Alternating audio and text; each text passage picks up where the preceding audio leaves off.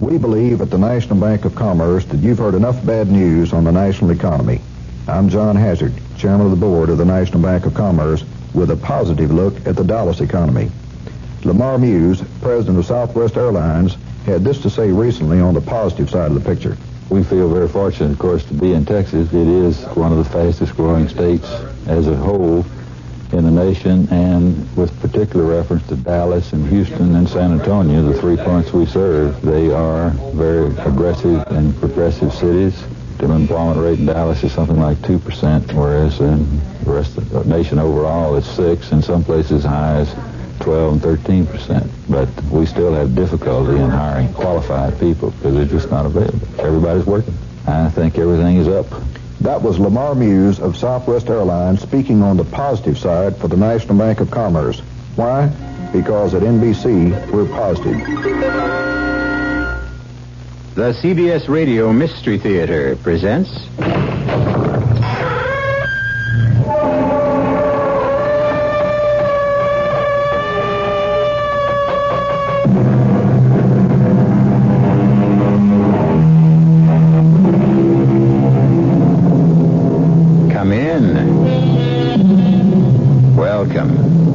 I'm E.G. Marshall. Listen to a story of greed, innocence, incalculable malevolence, and a mystical, fantastical watch. A watch whose hands held the power of life and death. Our tale is played against the background of the sun-drenched Mediterranean North Shore, around and about the most famous gambling casino of its day. And it takes place some 100 years ago. But the scene is not sun-drenched as our story begins. It's a devil's night out. Look, John, a driveway lined with statues. Come on. It must be a house where we can seek shelter. Not there. For God's sake, Charles. Why not? That's the haunted villa. You? Superstitious? About that place. Anyway, it's boarded up. Has been for years. There's the house now. Maybe we can find some shelter. Oh, the statue. There is the house. The lightning hit it. I can't look. It's as bright as molten steel. It's gone. Melted as if it had never been. Let's get out of here, Charles. I could swear I saw that thing jump and run into the house. The whole villa is lighting up. Maybe it's on fire. Don't be silly. It's lamplight. And look, the door is open. Welcome, strangers. Come, this is no night to be abroad. Welcome to the Vida di Square, the house of despair.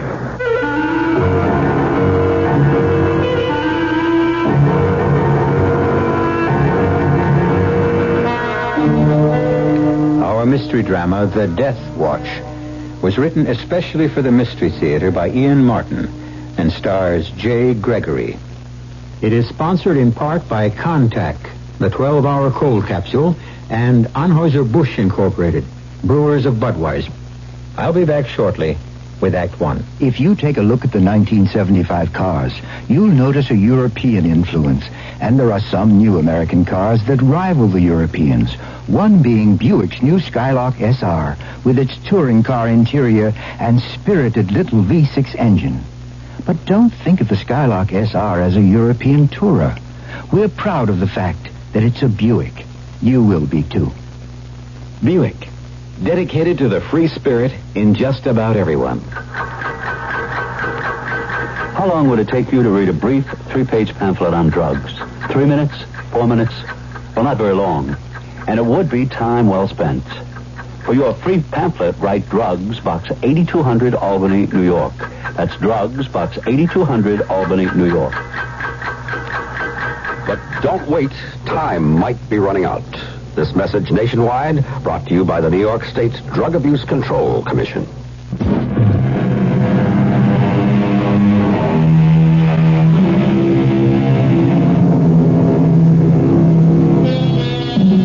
A black night. A witch's night. Orchestrated with a drum of teeming rain. The wind, a wail of violins. The crash of thunder, a choir of cymbals. and the sudden rebirth of a long-dead house, menacingly named the Villa Desespoir, the Castle of Despair. Surely the perfect setting for the strange and terrifying story I shall leave Charles Fleming to tell you in his own words.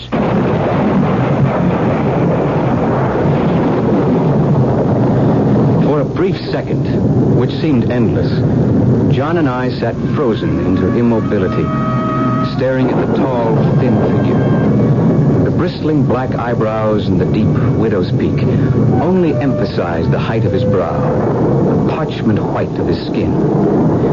Beside him lurked a misshapen dwarf with an oversized head. Every instinct told me to turn and run, but every external feeling cried out for shelter.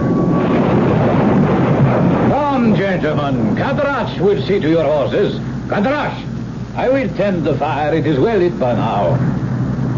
I've got a funny feeling about this, Charles. So have I. But we're armed, and the horses need rest more than we do. You said it was still at least an hour's ride. In this weather. But I don't like his looks. No question. Watch it. The man wants to take the horses. Don't expect any answers from Kadrash, gentlemen. He is a deaf mute. But you can trust horses to him. They will never have gentler or more loving care. Well, come in out of this bone-chilling rain. You are most kind to offer us hospitality. On a night like tonight, it is no more than human decency. Allow me to present myself. I am Count Vladimir Dravanescu. Honored. I am Charles Fleming, and this is my good friend, Dr. John Potter. Now, shall we go in the petit salon, or how do you say in English, a parlor? We have started a fire. Yes, I must apologize for the smoke. I have just arrived myself, as you can see, and the wood is as wet as all of us. By which road did you come? From Carlo Casino, where I presume you are headed, correct? To the home of Colonel Willoughby. Ah, the countryman of yours with the exquisite daughter. Parbleu, one of you must be the lucky man who is affianced to her. Well, not I, Count. Charles is the one. So. You are the fortunate man. You've lived in these parts long, Count Dravanescu? Oh, scarcely. As you can tell from my name, I'm Romanian. Oh, I visited here many years ago. Now, as soon as Kadrash returns, I can offer you something to eat. Oh, that's kind of you, but I think if the weather will let up, we'll press on to Carlo Casino. Naturally, you are anxious to rejoin your bride-to-be. But from the looks of things, it will be some time till that will happen. In the meantime, you will make your home in Carlo Casino, Dr. Potter? No. I have a cabana here for the summer months only because I am both an inveterate sun worshiper and gambler. A kindred spirit. Then while we are waiting, shall the three of us pass the time by seeing which lady luck will smile upon? Why not, Charles? It's 2-1. Then what shall it be? Cards, dice, dominoes? Name your choice. A shilling limit on bets? Fine. No side bets. The friendliest of games. Now, if you two will pull that gaming table nearer the fire, I will fetch the dice. What hour have you? I make it about 5:30. Oh, it's dark and gloomy enough to be midnight. Why do they call this place the Villa of Despair? Just one of those local shockers. They say the man who built it 200 or 300 years ago was an alchemist. The bronze statues which you saw lining the drive were all put up there during his occupancy. Those were bloody times, and people dropped out of sight very easily. A legend grew that these statues were his failures. Failures? You mean people believed he was trying to turn the human body into gold? And bronze was the closest he got? What rot. What happened to the unsuccessful alchemist? He just disappeared one day as if the earth had opened up and swallowed him. The villa was bought and sold apparently over the years, then later rented. But all the owners, or lessors, reported the groaning of a man in torment all night long. from midnight to sunrise. The nonsense that people believe. But shh, our host is coming back. I watched the Count as we played a desultory game of dice with nobody particularly winners or losers. During our game, I had been conscious of a faint, faraway chime of the 3/4 hour. And now, suddenly, I was hearing it again. With a start, he removed from his vest pocket the most beautiful watch I have ever seen. The case made of chased gold set with precious gems. 6 o'clock. My little friend reminds me he must be wound. Time is of the essence, eh? Which reminds me it is for us, too. Whether or no, I have a lady I love too well to keep waiting. And the weather has slackened. You'll be with her within the hour. Ah, fortunate man. I envy you.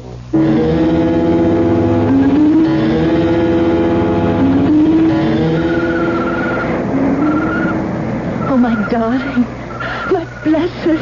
My blessed darling Charles. Oh, thank God you're with me again. Claire, beloved, if it hadn't been for your mother's death, we would already have been together always. Don't. It was clumsy of me. I didn't mean... No, darling. It isn't Mother that troubles me. It's Papa. He's become a different man. How? Well, it's all mixed up with Mother's death and his own lack of interest in life and the evil that surrounds all this beauty like a blight. Evil? The gambling fever. It's a sickness. Father is at the casino every night, wagering wildly and stupidly. I'm almost glad that Count Ravenescu bought the old Villa des Espoirs. Although I must admit, the place and the owner give me the creeps. Yes.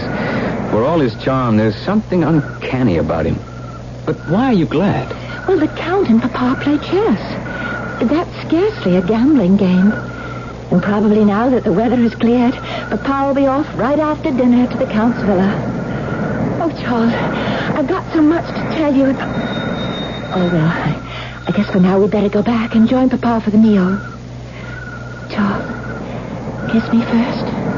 Do I have to be asked? Oh, I hope never. But these days I have such a strange, chill foreboding in me. I need to be sure of your love so desperately.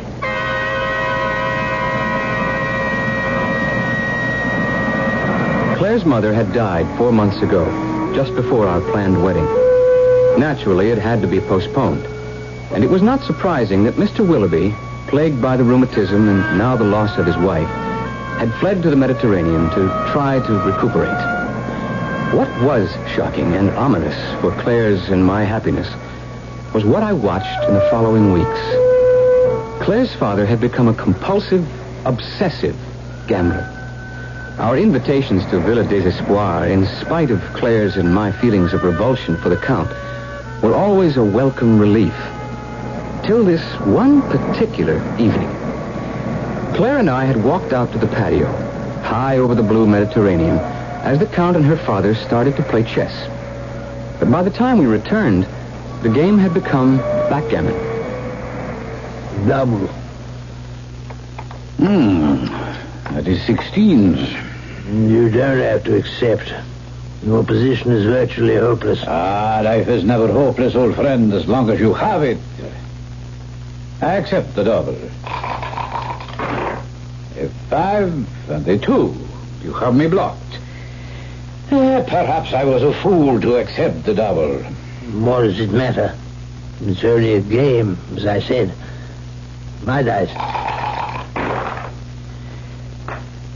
On the pair of 5s I just rolled, I must double again. 32, and the odds are insuperable. I would have to be superhuman to win. Wouldn't I? I doubt if even the Lord's help could bring you through. Will you concede? I suppose I haven't mentioned yet that I am a mathematician and a recognized, although amateur, manipulator of cards. I am also an expert on odds under any circumstances. And what I watched happen to my future father-in-law in that simple game of backgammon was beyond all possibility. What check? Double sixes, and that clears the board for me. What bad luck. Any other throw for you except that one deuce would have given you the game. And the stakes were ridiculously high. Shall we just forget it? No. As an Englishman and a man of honor, I pay my debts. How much do you reckon it is in English pounds? At our original stake, about 150,000. Damn. I didn't follow that. I can't cover that in cash. No need. There's every need. I pay my debts. You will have it once I sell my house. But, Papa, you can't do that. We have to live. I'm ashamed. I had no care if I destroyed myself. But I had no thought of hurting you. No, there is really no need for agony. The debt could be satisfied without any harm financially whatsoever. If you are determined to pay. I am determined to pay. I don't see why. It's all so silly. I mean, it's just a game. And Clara, Yes, Papa? I'm asking you to leave us alone. Yes, Papa. We'll be in the salon. Now, sir, what is your proposition? You have only one possession I covet, sir. Your daughter. I think I can make her far more happy than an untried boy with no established future. If you would give me her hand, or the opportunity to court her openly, why then, it would be I who were completely in your debt.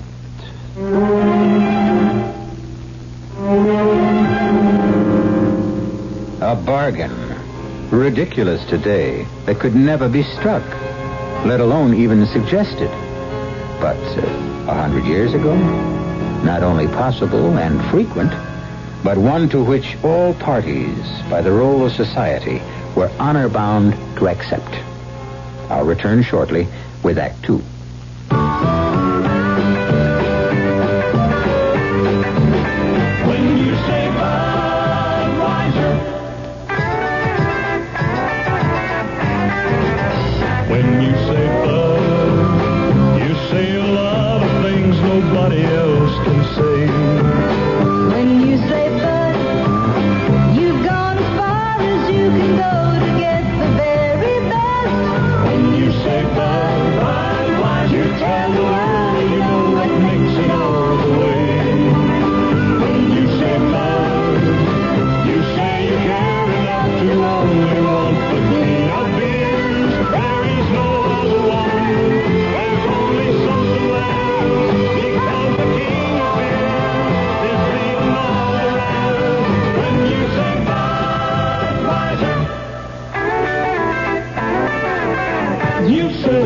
Anheuser-Busch, St. Louis.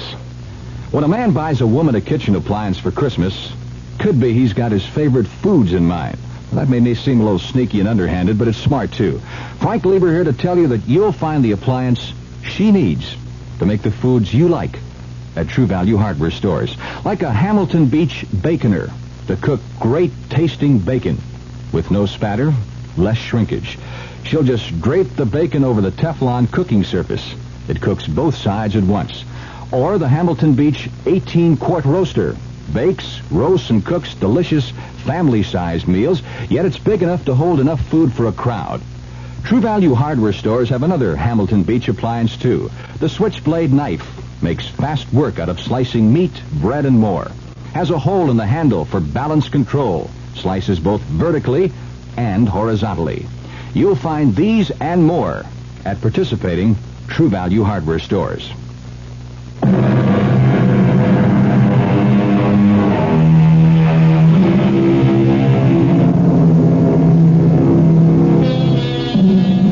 Of course, it's incredible to us today that less than a century ago, parents owned their children almost as slaves. And the children accepted that fact, especially if they happened to be girls. Still, with parents who were reasonable human beings, even under the fashion of the day, most of the young people were not tested in their allegiance, except under unusual conditions, such as an ashamed and trapped Colonel Willoughby finds himself.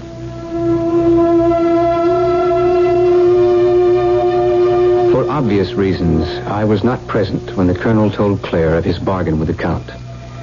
Had I been, none of the rest of this story might have happened. I won't, Papa. I won't. You can't make me. You don't have to pay this debt. The Count himself told you. It's a matter of honor. Well, I don't think it's that at all. Charles thinks that the Count cheated you. You can't cheat at backgammon, my dear. Yes, you can if... well, what did Charles call it? If you switch the dice. Now, even if he could have changed his, as far ahead as I was, it was impossible for him to win without any bad luck with my dice. But Charles says that he could have palmed your dice. Charles says. What does he know about it? Well, he just graduated the head of his College of Mathematics. To be a teacher. A poor enough living at best. But enough. I must pay him the money. Well, sell the house. But don't sell me, Papa. I have to think of your future. The Count is well born, rich. He is a much-traveled, brilliant man who can introduce you to a life of ease and comfort. I don't want a life of ease and comfort. I want a life of love and happiness. Oh, no, Papa. No, there's no way that you can make me. Hush, Claire, beloved. I intend to honor my debt. I can do no less. That means I can leave you no dowry. I think we owe it to Charles to let him know that. Papa, Charles and I don't need anything from you. We can take care of ourselves. Charles has a teaching job waiting, and we don't need much as long as we have each other. It's midday. I think I'd take a rest in the study before lunch. Go join your intended, darling. I've interfered enough with your holiday. After Claire had come out and told me of her interview with her father, I had taken some provisions down to the small day sailor and was returning back to the house to pick up Claire and the picnic she had been preparing when the shot came directly from the house, from the area of the study. I started running immediately, and as I reached the terrace, I heard...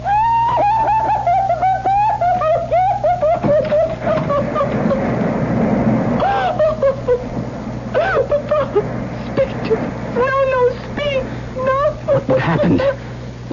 He shot himself. Let me see, Claire. No, I'm afraid to. Is he? No. His pulse is still quite strong. And he's breathing. Yes. Don't let him move till I get a doctor. No. Thank God John isn't far off. Here, use my handkerchief and my scarf to stem the blood. Yes. Use pressure. I will. Try to keep him from bleeding any more than you can. Just hurry. Hurry.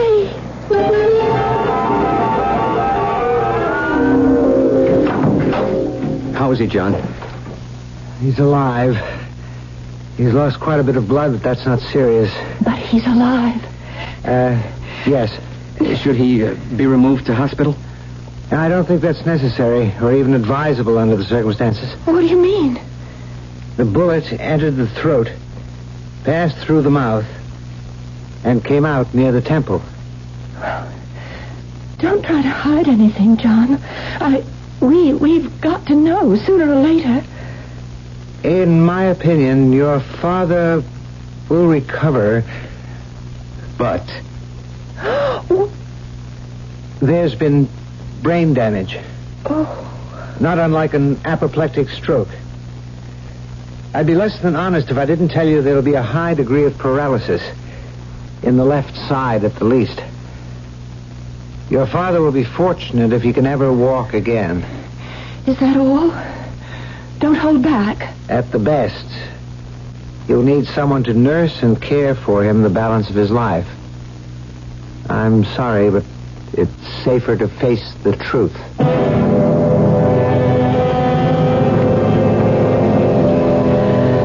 I know John. He's my closest friend.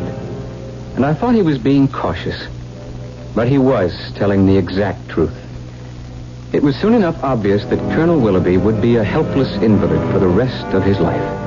And to care and house him, there seemed only one normal solution. There just isn't any other way out, Charles. Papa has other debts. The house is heavily mortgaged, and even its sale won't help much.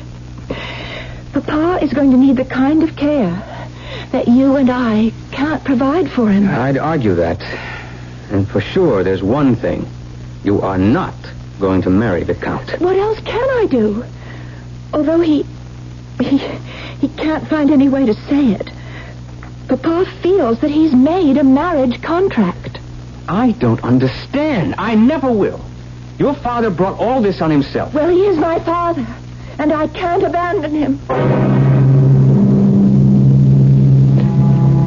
I'm writing this, my darling, because I am not brave enough to tell you in person. I have signed a marriage contract with the Count that will provide for my father's care for the rest of his life. For 20 years, he has taken care of me. I cannot shirk my responsibilities to offer him the same in return. I am sending this to you by John's hand. Please, for both our sakes, let it be goodbye, for there is nothing left for us but tears. But oh, I love you so, and always will.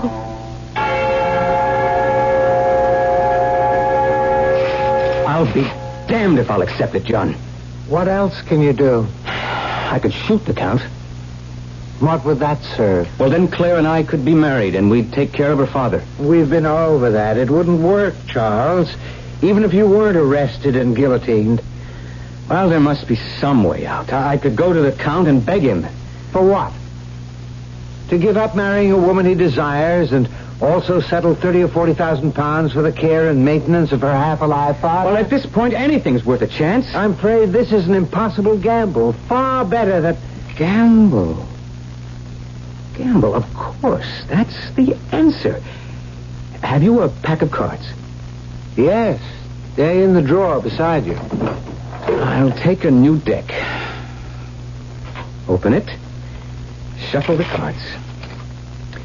Remember I said I would play anything but cards when the Count suggested that friendly dice game? Yes? Well, let me show you why. I could take all night to shuffle these cards, but this will suffice to illustrate. Cut them. Cut them as many times as you want. Well, what's the point? Do as I say. Very well. This has always been a hobby with me, up till now. You know the game of poker? I should. I've lost enough at it. You needn't have, if I'd been dealing. What do you want? 2 pair? Full house? Flush? Just call it. You can deal me anything you want? Provided I can stack the deck. But that's cheating. What did you think the Count was doing in the backgammon game he won that ruined the Colonel? Can you prove it? Only by playing his game. I couldn't guess his mechanical means, and he won't be able to guess mine.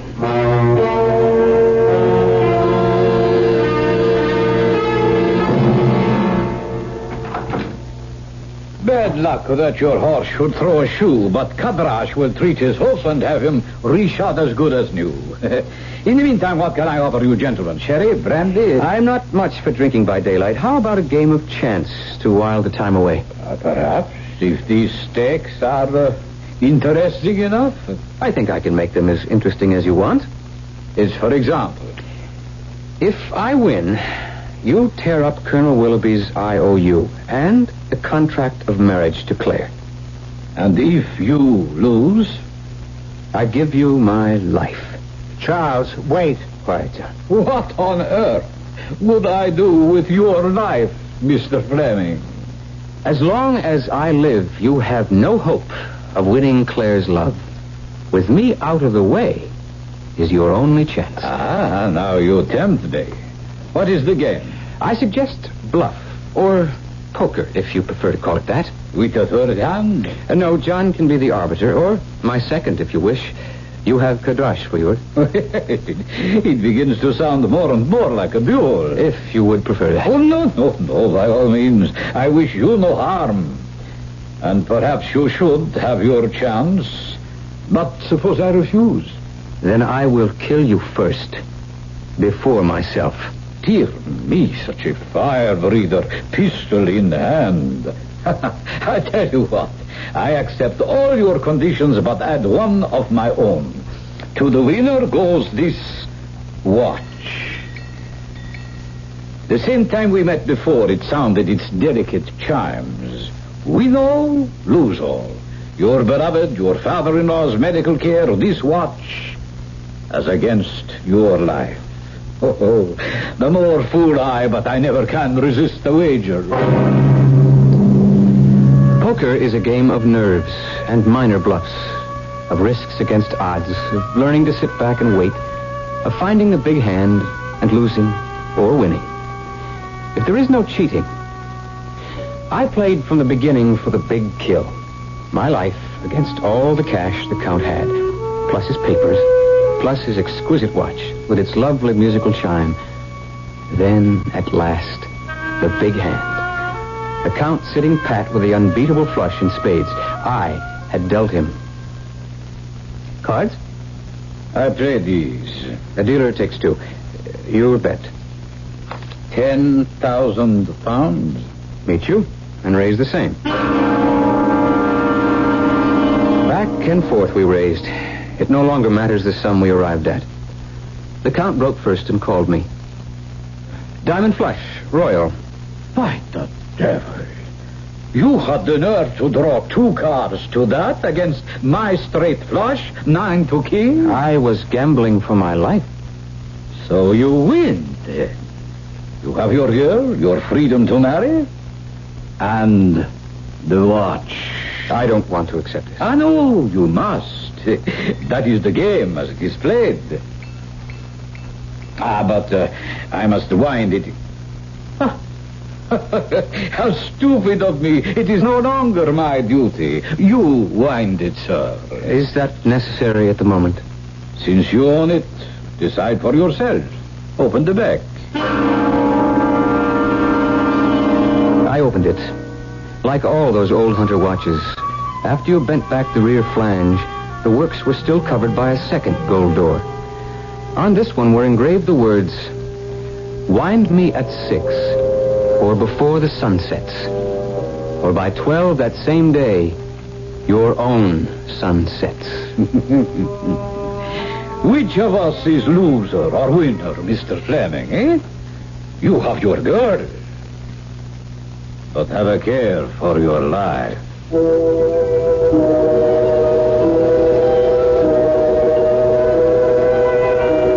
Curiouser and curiouser, said Alice in Wonderland.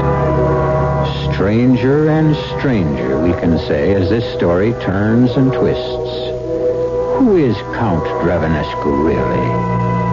Does the watch have some magic power? Or is superstition enough to create that power in the lovely jeweled watch with its golden hands? I'll return shortly with Act 3. When you buy a mid-sized car, you expect certain things from it. Mainly, a reasonable combination of comfort and economy. Well, friend, Buick has a mid-size to meet your expectations. The 1975 Century Regal. It's a joy to look at, a joy to ride in, and Buick's new V6 engine makes it a joy to drive, especially past gas stations. Buick Century Regal, dedicated to the free spirit in just about everyone. Sure, I've heard that phrase, give to the college of your choice. Good idea. And I know all colleges need more money, what with inflation and all. It's just that since I graduated, I've been so busy, not just with my career, but with the community affairs, too, I haven't found the time to reevaluate. Take the time now and give more to the college of your choice. Now. A public service message of this station and the Advertising Council.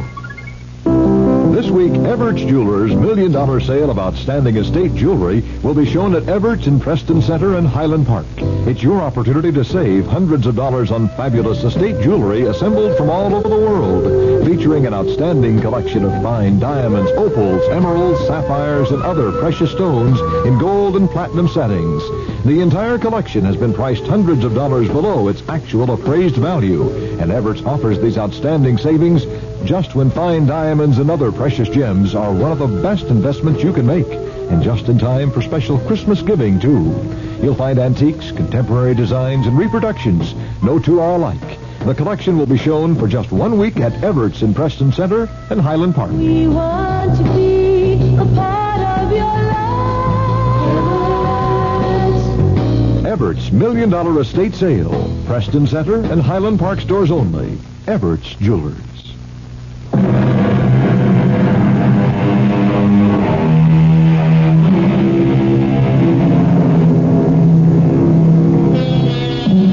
Every watch that runs, every clock that ticks, tells away the hours of a man's life. But none so specifically as this curious chronometer claims to. If it is really dangerous. Certainly, as Charles reports back joyfully to Claire, nothing is further from his mind than the watch, or that it might have any significance in his future. I feel as if someone reprieved me from the Bastille.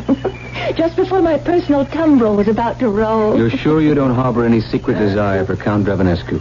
Oh, what would make you say that? A slightly guilty conscience. You? I had to run my own bluff to get him into the card game. But you offered your life for me. My life would have meant nothing to him. Except? Well, I had to say that as long as I was alive, he could never hope for your love or regard. Which was only the truth. I hope. Oh, I want you to believe. I believe. But? Well, there's something about this man. You have to sense that somehow he has enormous powers, enormous resources. But he can't touch us now, Charles. I cheated the Count, you know. He cheated my father, you said. Yes, but two wrongs don't make a right. I'm sentimentalist enough to wish I could have won you in fair battle. Oh, you didn't have to win me, Charles. I was, am, and always will be yours. Nothing can interfere with that. Charles, just to make sure, will you do something for me? Anything. Well, you've already proved that. But just once more, will you drive me out to the villa? I want to talk to the Count myself. There's no need for that. You're not afraid I'll change my mind? Of course not, but I only sense that any contact with Count Vladimir Dravanescu is fraught with a kind of inexpressible danger. Feeling like a superstitious fool, I agreed to drive her out the following afternoon. I dressed carefully and scrupulously for the encounter, forgetting no bauble that would suggest that I was more well-to-do than was actually the case, and not forgetting a pistol, because I had no trust in the Count. The one thing I forgot, or who knows, I was spelled into forgetting, was the watch. So, this is the famous, or should I say infamous, Villa des Espoirs. Look at the bronze statues. I'm looking. Oh, they're so lifelike. Hope that old legend John tells isn't true. Look, Charles, one of the statues is missing. That's the one that was struck by lightning first night John and I were here. Well, let's forget that for a moment. Charles? Yes, dear? Will you let me see the Count alone? I think I can make an easier peace between us. Whatever was said between them left Claire happy and released by the time she returned to me. I suppose he duped her as thoroughly as he duped me, by consuming time. It wasn't until we were leaving that I realized that it was almost 6. It was a late sunset that evening. On the way back, Claire couldn't understand my reckless haste. Charles, do we have to drive so fast? What time is it? Just before 6. Damn. What's the matter? Oh, just something foolish.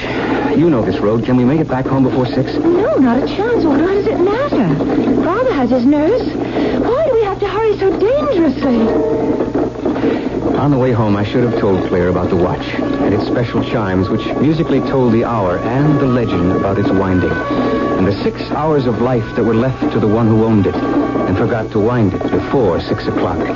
But it seemed such a ridiculous fancy that I decided to forget about it.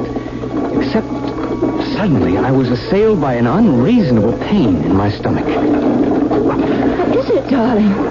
I don't know, dear. Just a sort of a cramp. But you're in pain. Not anymore. I must have thrown a muscle out of alignment for a moment. I'm fine now. How soon will we be back at the house?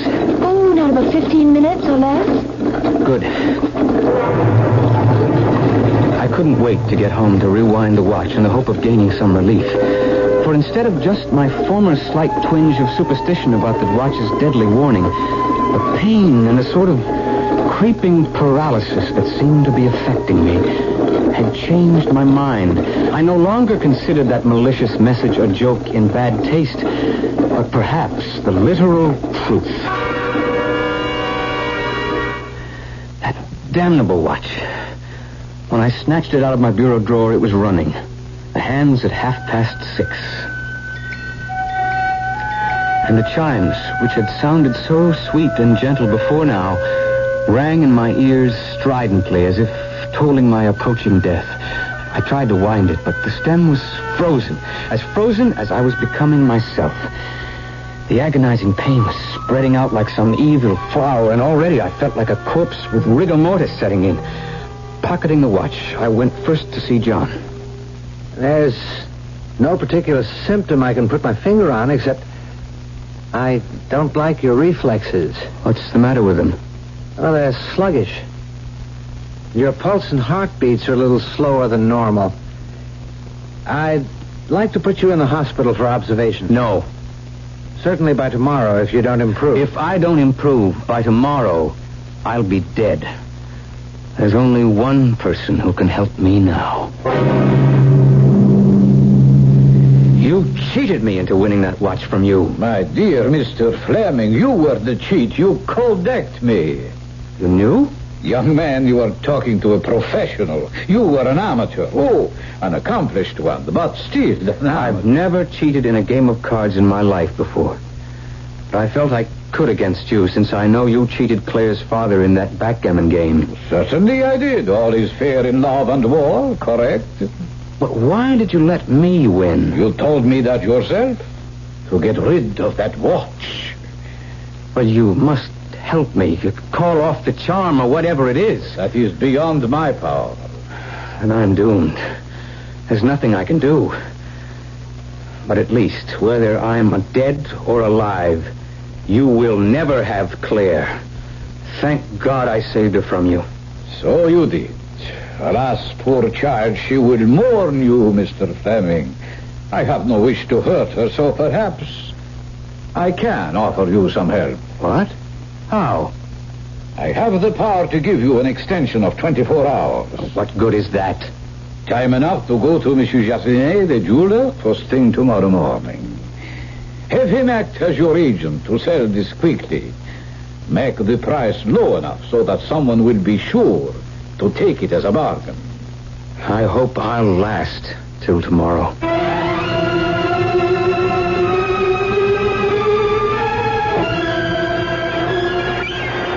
It's almost 7 o'clock. I came to tell you dinner was almost ready. If you're up to it. Oh, of course I do. But first, Charles, now that Father is... We're not going to wait to get married, are we? I'm ready tonight. Tomorrow at the latest. Oh, well, I may need a little more time than that. But I'm glad. Because now I can give you your wedding present. Oh, I'm so pleased. I just found it today at Monsieur Jardinet's. And it's such a bargain. Oh, I hope you don't have one like it. What is it? It's a watch. Look, how lovely. And listen to that lovely chime. Just like Big Ben. And then, after, it'll strike the hour and... What is it? What's... Just a pain. It'll go. Claire, did you wind a watch at 6 o'clock? No. Monsieur Jardinet said it was wound tightly, and it would run until tomorrow. Oh, Charles, what are you doing? Put me down. Where are we going? Villa des Espoirs and the Count. Pray God he has a little kindness left in him.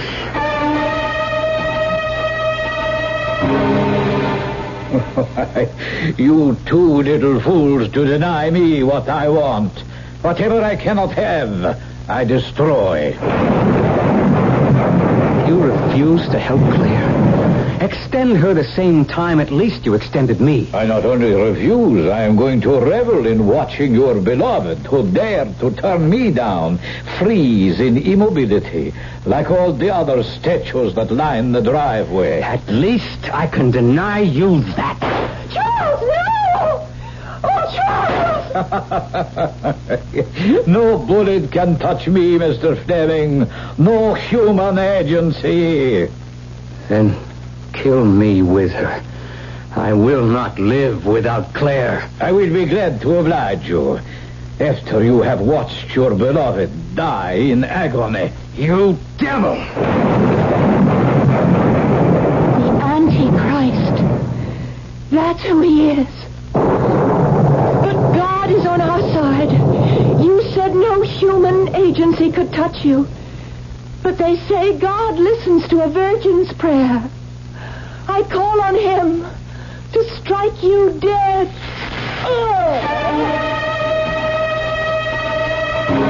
A bolt burst through the window, its jagged blade entering the Count's head, down through his feet, and into the floor. He was one molten blaze of heat from which we had to turn away. And by the time we turned back, he was gone. And with him, the watch and all Claire's pain. Already a raging fire had started, and together we fled to Villa Desespoir. Nor would we have stopped our headlong rush, except for one astounding sight, which has remained in the back of our minds, serving to make sharper and greater our thanks to God for the long and happy marriage we still enjoy. Look, Claire. Where? The empty statue base. Empty no longer. John used to sneak in here as a child. No wonder the Count looked familiar to him. Frozen forever again in bronze was Count Dravanescu, his body twisted as if in some inner agony, his face seamed with pain, and the deadly watch in his hand. Villa Desespoir burned to the ground that same night, and the property was disposed of for taxes. All of the statues were sold, except the one of the Count, which could not find a buyer. And so he stands alone in his eternal torture, watch in hand, waiting for a reprieve, which will never come again. I'll be back shortly. Give your hand to a friend. Give your heart to your love. But give your cold to contact. The sooner the better. The common cold is a rotten thing. You miss so much. Sneezing, drips, and congestion can drag you down. Then ask yourself the contact question. 6 or 3 or 1? You'd need 6 cold tablets, 2 every 4 hours, or 3 ounces of Cold's liquid, 1 every 4 hours, or just 1 contact for up to 12 hours continuous relief of those symptoms. That's daytime, then nighttime relief. Both the others have things for aches and fever, and the liquid, something for coughs.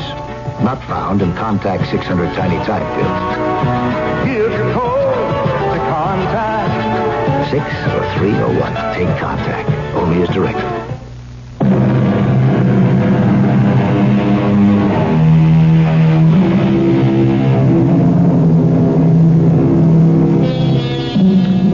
The only pity of today's tale, I suppose, is that the Count Vladimir Dravanescu, as he called himself, could only have been a minor demon. What a pity it wasn't the head man himself.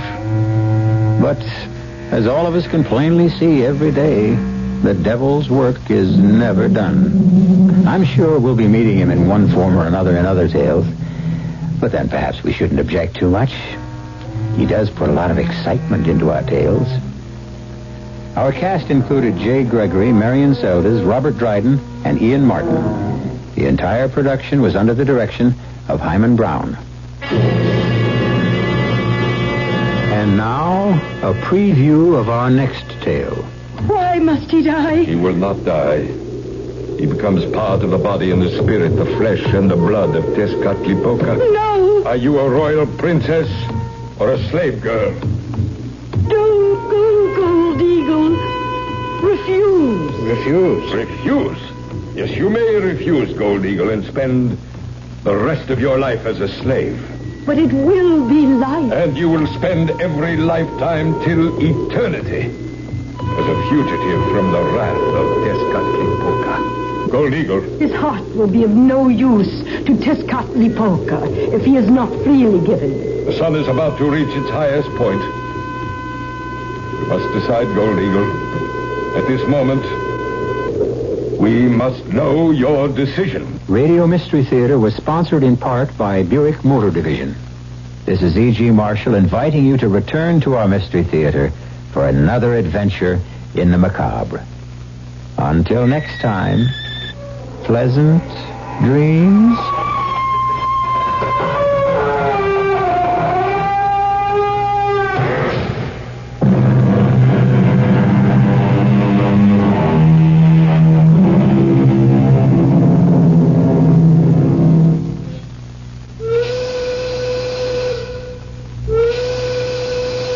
What's in your lunchbox? Liverwurst done rye, potato chips, and an orange. What's in yours? I got a piece of paper. You got a what? Yeah, a piece of newspaper. My wife must be cracking. Well, what does it say? Well, it's an ad for Bonanza, the fancy steak place. Yeah. Says they got a steak luncheon for $1.19. $1.19 for a steak at Bonanza. Let me see that. Yeah. No, see? This is right. Where? You get a steak, a tossed salad, Texas toast. Here, look at this. You get free refills on soda. Let's go. What about your liverwurst? You crazy? A steak for $1.19 and you want me to eat liverwurst? Let's go before they change their mind. The Bonanza steak lunch for $1.19 is real. You get a delicious Bonanza steak, a crisp tossed salad, and our Texas toast for about the same price you pay to bring lunch in a brown bag. $1.19. You can't beat Bonanza. There's a Bonanza restaurant near you. Locations in the Dallas-Fort Worth area. Arlington, Irving, Paris, McKinney, Sherman, Denton, Plano, Corsicana, Louisville, and Greenville. KRLD, Dallas. You've been listening to the OTR Gold Network. Find more classic radio at otrgold.com.